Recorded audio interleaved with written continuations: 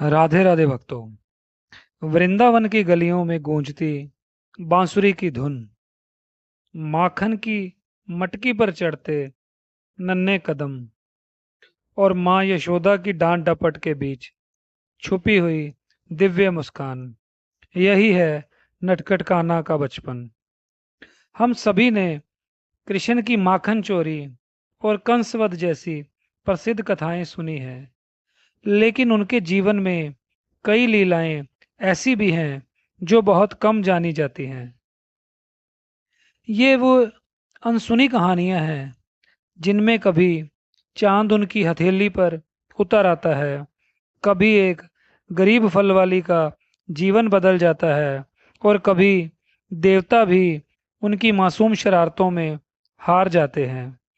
कृष्ण का बचपन केवल शरारतों से भरा नहीं था, बल्कि उनमें गहन दिव्यता, करुणा और जीवन की गहरी शिक्षाएं छुपी हुई थी।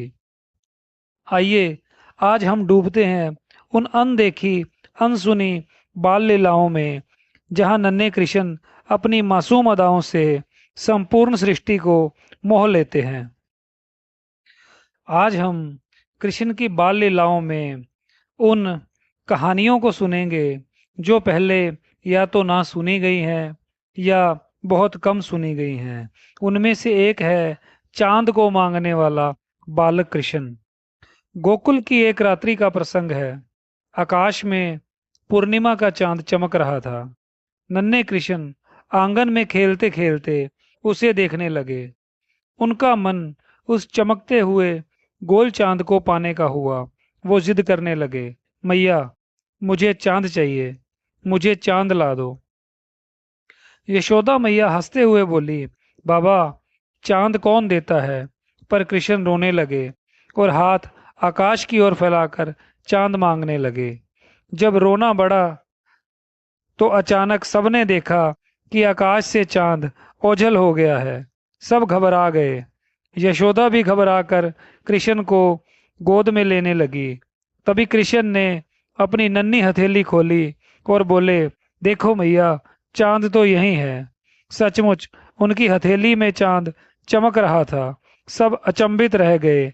यह स्पष्ट था कि यह बालक साधारण नहीं, स्वयं सृष्टि का स्वामी है।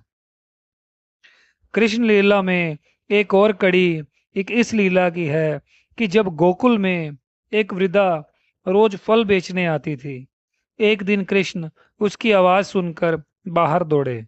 उनके नन्हे हाथों में थोड़े से धान के दाने थे।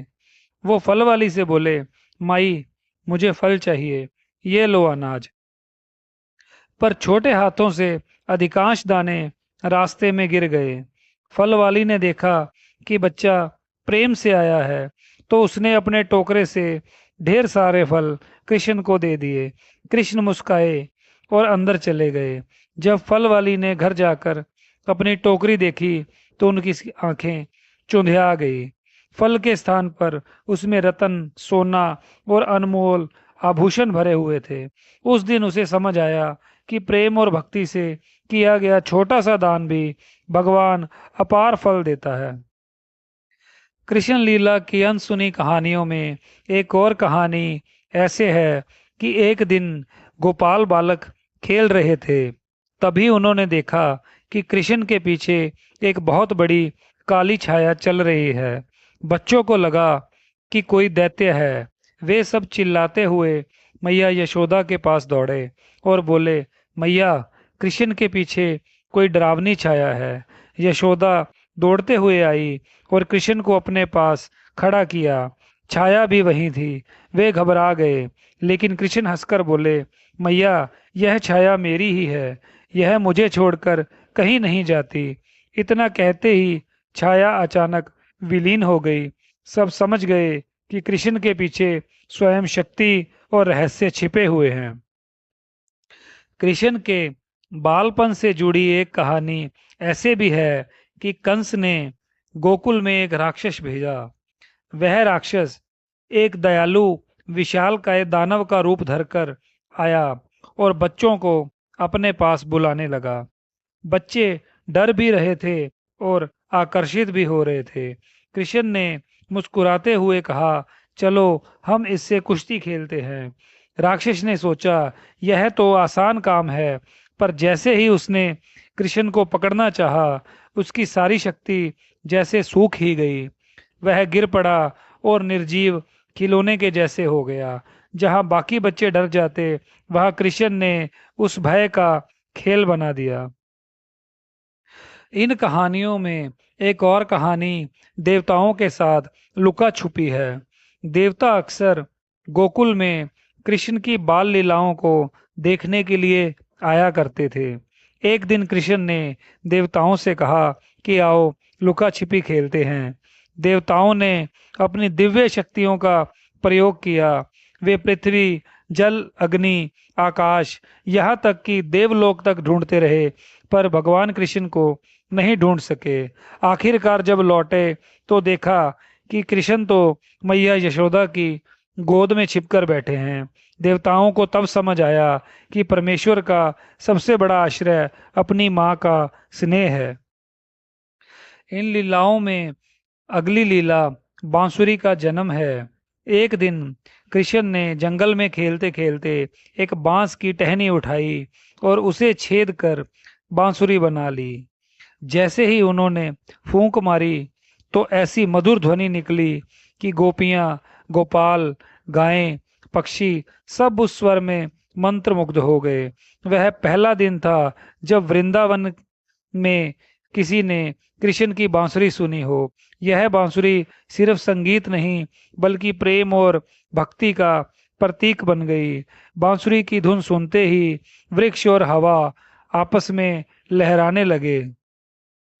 भक्तों, ये कुछ कहानियाँ, कुछ लीलाएं भगवान कृष्ण से जुड़ी हुई हैं, जिनको बहुत ही कम सुना जाता है।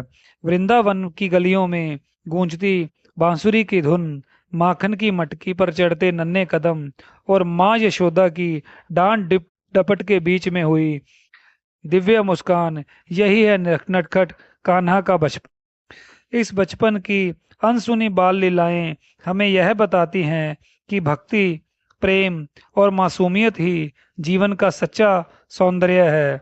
आज भी जब हम उनके बचपन की कथाएं सुनते हैं तो मन में वही दिव्य मुस्कान और निश्चल आनंद जाग उठता है। नटखट कान्हा की इन लीलाओं से हमें सीख मिलती है कि जीवन चाहे कितना भी जटिल क्यों ना हो, ईश्वर की तरह हमें भी सरलता, करुणा और प्रेम के साथ जीना चाहिए। जय जय श्री राधे, जय जय श्री कृष्णा।